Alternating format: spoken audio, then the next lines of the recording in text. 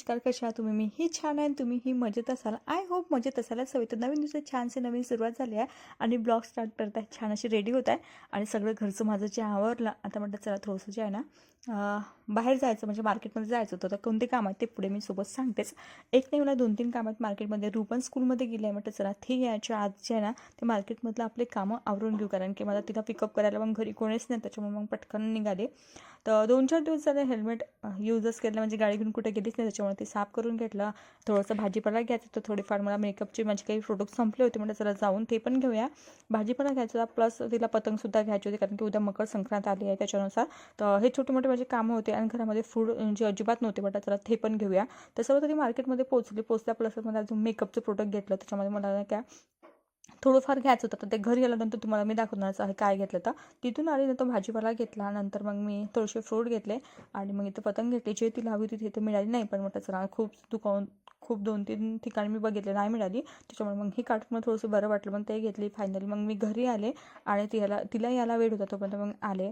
नंतर मी जे काय घेतलं तर तेच मला व्यवस्थित ठेवायचं होतं, पण असं मी जास्त अशी बाहेर काही जात नाही, अधूनमधून जात असे, त्याच्यामुळे खूप जास्त दमली होती. मग थोडा वेळ नाही काय रिलॅक्स झाली, 10-15 मिनटं छान पाणी वगैरे पिऊन घेतलं. नंतर म्हटलं चला जे राहिलेले काम होतं तर ते करायला घेऊ, म्हणजे जे काही मार्केटमधून सामान आणलं ते आता मला व्यवस्थित ठेवायचं होतं, कारण की आठवडाभर तो भाजीपाला ठेवायचा असते, त्याच्यामुळे मग तो ठेवायचा होता. बाकीच्या सगळ्या गोष्टी होत्या, मग ते करायला घेते. तर हे ठरवलं आणि त्यामुळे चला आता मी तुम्हाला काय घेते ते दाखवते. मेकअप प्रोडक्ट तर हे तुम्हाला नंतर मी कधीतरी दाखवेल. आता जे थोडीशी किचनमध्ये नाही का कामांची थोडीशी माझ्या मागे घाईच होती, तर म्हटलं चला ती नंतर दाखवू देईल. तर मी किवी घेतली. किवी मला प्रचंड आवडते, तिलाही आवडते, पण तिला इतकी नाही आवडत. तर पेरू तिचे खूप फेवरेट आहे, म्हणजे कधीही गेलं तर आमच्याकडे पेरू आवर्जून आणले जातात, त्याच्यामुळे मग पेरू घेतले आणि नंतर मग थोडेसे ग्रेप्स घेतले. तर हे घेतले. त्याच्यानंतर मग मी भाजीपाला घेतला घरामधला. आता दोघी असल्यामुळे असं भरपूर नाही घेतला, तसंही आमच्या कॅम्पमध्ये नाही का भाजीपाला दादा येत राहतात, त्याच्यामुळे म्हटलं चला थोडंफारच घेऊया.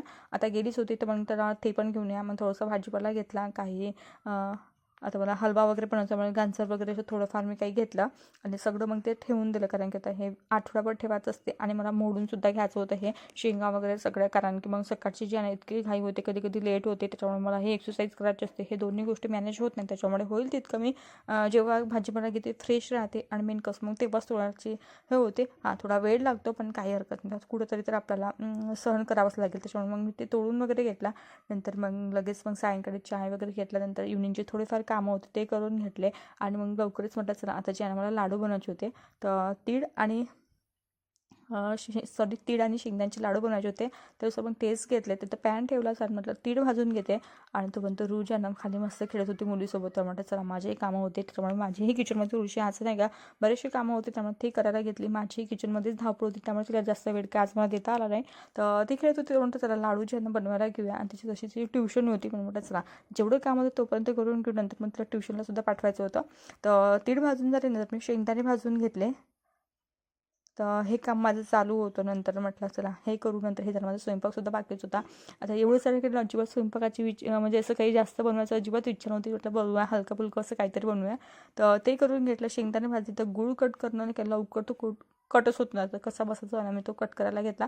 फायनली तेही काम करून घेतलं. नंतर शेंगदाणे भाजले.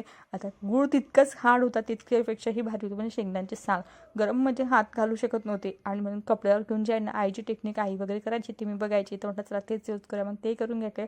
लगेच जे शेंगदाणे आहेत ना मिक्सरला लावले, थोडेसे जाडसर असे मी जे आहे ना ते म्हणजे मिक्सरला करून घेतले. सोबतच मग तीळ होते ते पण थोडेसे किंचित असे घेतले. नंतर गुळाचा जो पाक बनवून घेतला आणि अशा प्रकारचे मी लाडू बनवायला घेतले. आता सगळ्यांची पद्धती वेगवेगळ्या, मी माझ्या आईची पद्धती तर फॉलो करत आहे. मग हे काढून घेतले. नंतर मग पॅन गरम केला, त्याच्यावर 2 चमच तूप. आता तूप बरेच जण टाकत नसेल, पण माझ्याकडे होतं म्हणून मी टाकलं.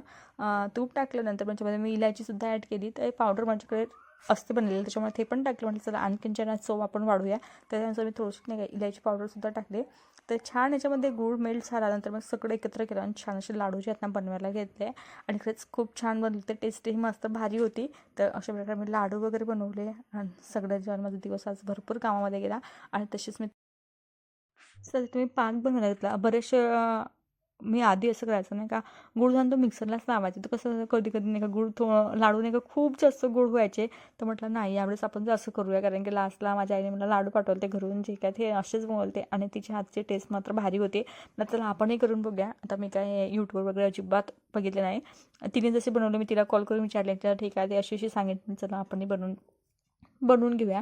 तर तशीच पद्धतीनं मी फॉलो करते. आता बघूया कितपर्यंत आपले लाडू बनतात आणि छान बनतात का नाही.